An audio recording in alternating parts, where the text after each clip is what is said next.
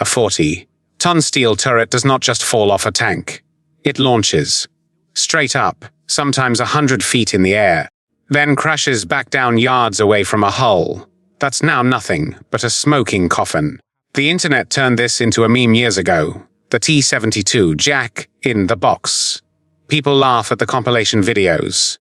Almost nobody stops to ask what that actually means for the 3 men who were sitting inside it half a second earlier.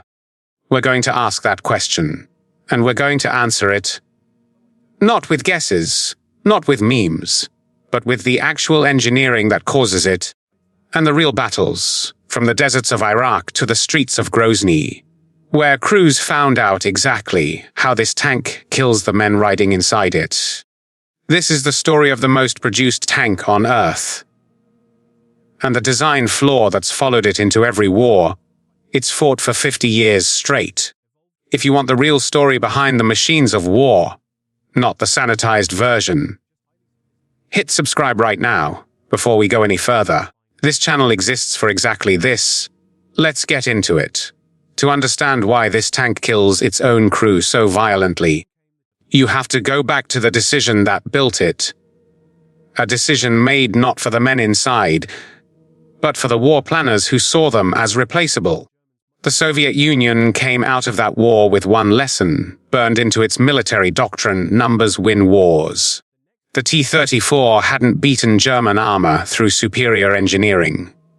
It beat it through mass production, replaceable crews, and sheer overwhelming quantity. That philosophy didn't die with the war. It became the blueprint for everything that followed. By the late 1960s, Soviet engineers had produced the T-64, a technological leap forward, packing a 150mm smoothbore cannon, composite armor, and something the West hadn't seen before: a fully automated loading system. It let the tank drop to a 3-man crew instead of 4, made it smaller, lighter, and harder to hit. On paper, it was brilliant. In practice, it was a nightmare to maintain. The T-64 was finicky, expensive, and demanded highly trained crews and constant upkeep. Exactly the kind of tank you hand to your best units, not the millions of conscripts you'd need if a war with NATO actually broke out. So Soviet planners went back to the drawing board with a different goal entirely. Don't build the best tank. Build the tank you can build enough of. Combine the firepower of the T-64 with the brute simplicity of the older T-62. Make something a 19-year-old drafty could learn to operate in weeks, not years. That project was called Object 172. It kept the 125 mm gun and the autoloader, but swapped in a tougher, simpler V12 diesel engine pushing around 780 horsepower. It wasn't elegant. It wasn't cutting edge. That was the point.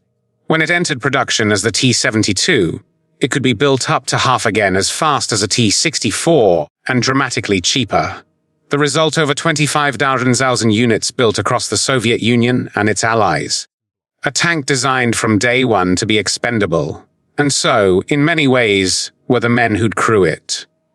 Here's where the story gets uncomfortable, because the very feature that made the T-72 cheap and compact is the same feature that would doom hundreds of crews. Removing the human loader let engineers shrink the hull by roughly a meter.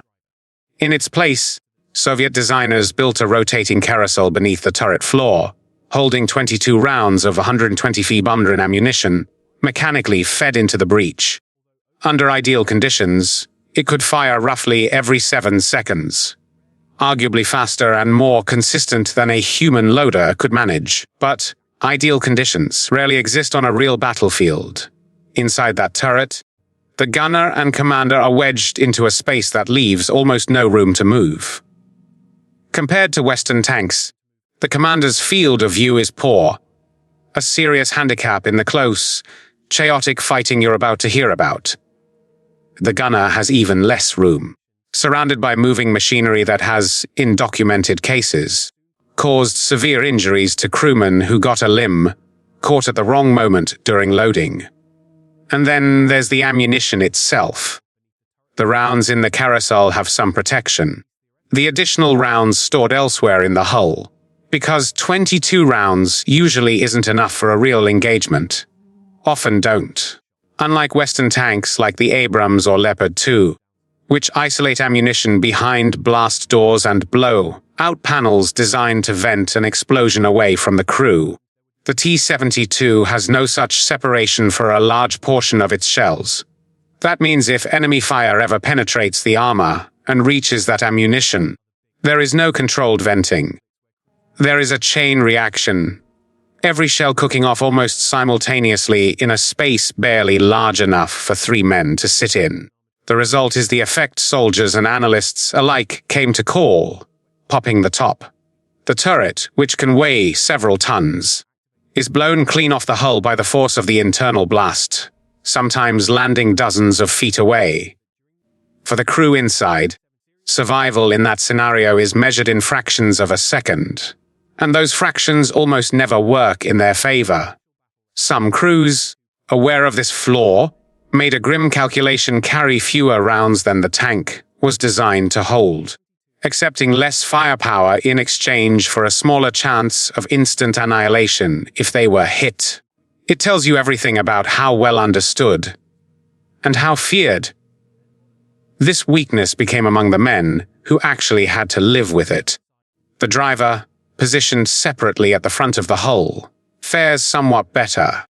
There are documented cases of drivers surviving even when the turret above them was gone entirely, blown clean off, leaving the hull open to the sky.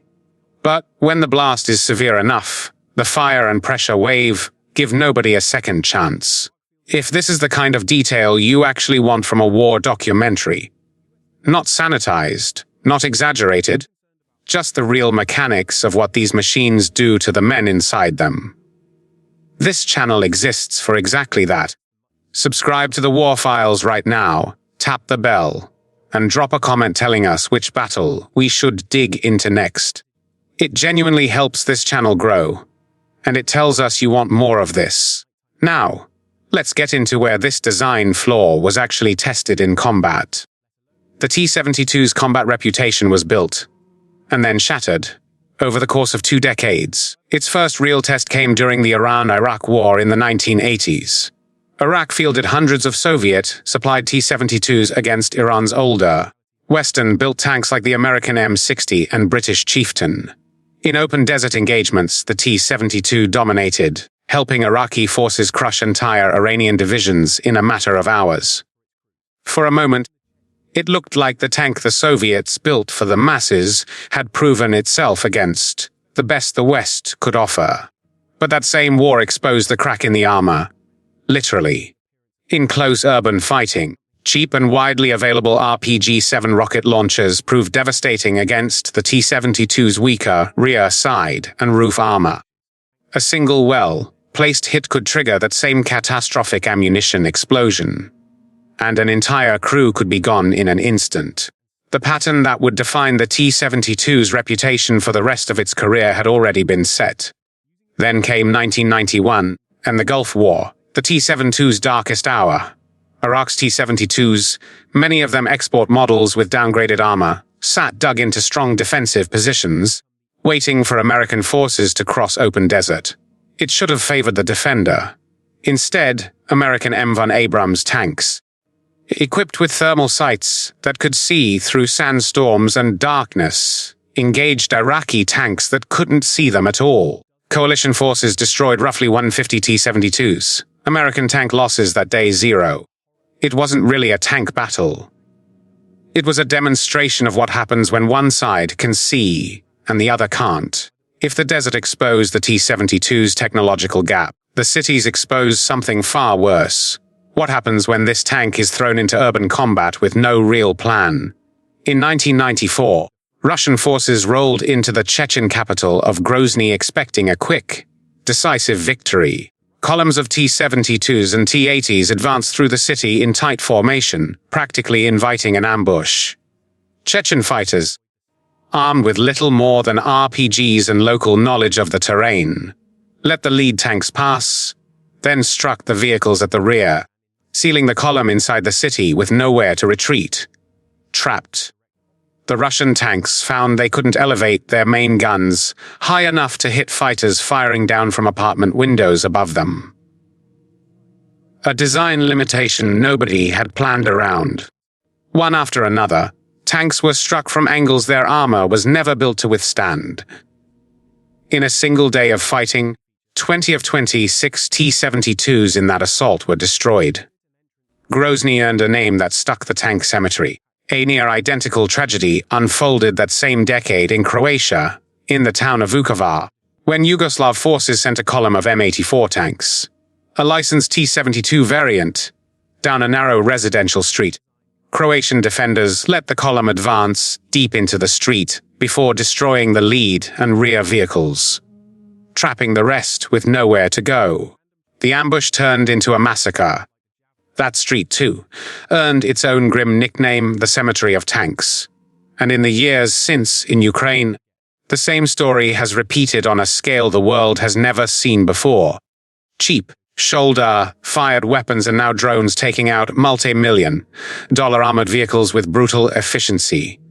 No modern add-on armor, no improvised cage, no upgrade package has fully solved the fundamental problem built into this design more than 50 years ago.